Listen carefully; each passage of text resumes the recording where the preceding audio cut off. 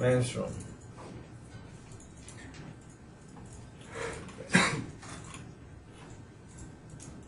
Okay. So we have 2 sinks, 3 sinks. We know we're going to have hot water, cold water in here, and then we're going to have drain, drain, drain, drain, drain. This is a shower, right? Yeah. Yes. You see in the other drawings what it says. Enlarged toilet rooms. Okay. So this is a enlarged vision of that same area. Okay, good. So we have here is the water heater, and this is hot water going to the different points, right? We saw I think in the last one they had the legend, right? So you see the hot water is 2 dashes and a long one, 2 dashes and a long one.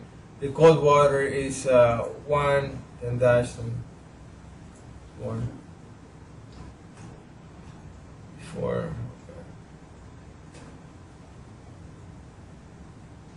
Okay.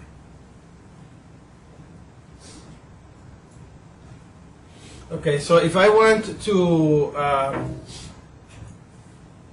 estimate the hot water, right? What I will do is I will create a condition, right? We'll create a linear condition in this case, and then I will call these hot water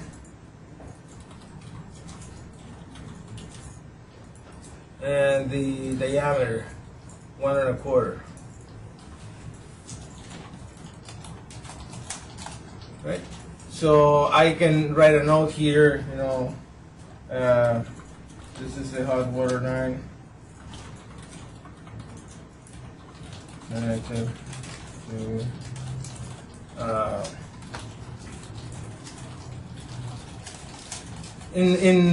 sometimes in the some of the applications or some of the projects that I've worked with, we normally identify what is the unit where it's coming from. I don't know if this has a different schedule for the different water heaters. It may. Let me just do a quick zoom here. See. No, it's just says electric water heater. Double cover. Okay. Sometimes I will number these ones and then say this is connected to water heater 1 or the other one is water heater 2, so I know which one of these lines I'm working on. That's okay. Okay, so we have these right here for men's room.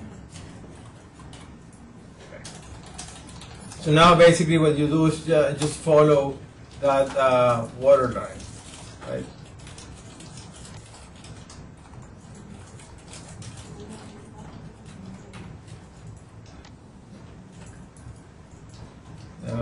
Hot water over there.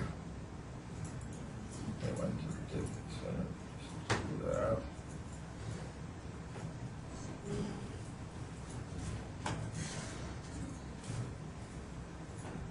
And then we can have cold water 1 1/2.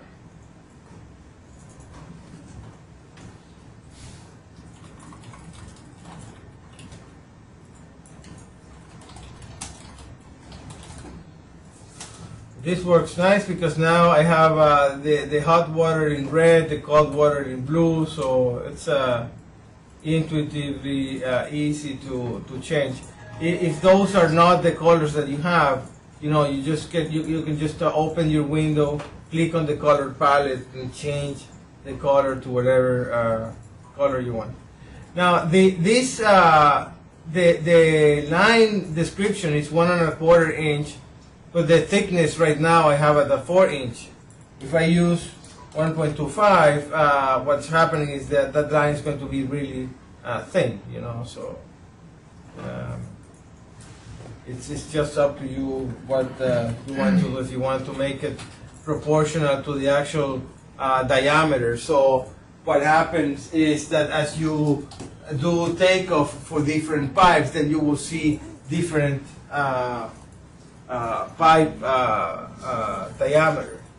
For example, this inch here, this line here will be a 4-inch waste line, right? So I can create a new condition linear, call this waste line 4-inch, and then leave the 4-inch thickness. So now when I go ahead and estimate that one, right, it's going to look a little bit thicker than the other two. Does that make sense? Yes? Now here comes what I said about the slope before. See, we have this 4-inch line.